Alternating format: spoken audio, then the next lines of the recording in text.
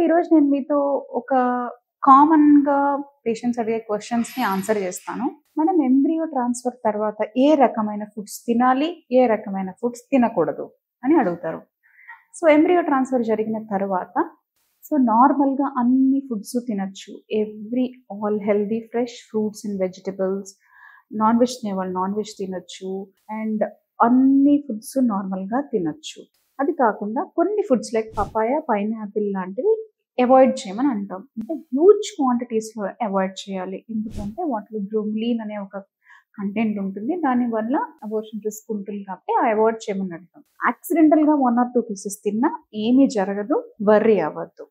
Huge క్వాంటిటీస్‌లో తింటే మాత్రమే దాని ఎఫెక్ట్ అనేది ఉంటుందన్నమాట. సెకండ్ థింగ్, మంచి గుడ్ అమౌంట్ ఆఫ్ వాటర్ తాగాలి. Hydration is very very important after embryo transfer. నార్మల్‌గా 2-3 లీటర్స్ ఆఫ్ వాటర్ అనేది తాగాల్సి ఉంటుంది. దిస్ ఈజ్ రిగార్డింగ్ ఫుడ్స్ అన్నమాట.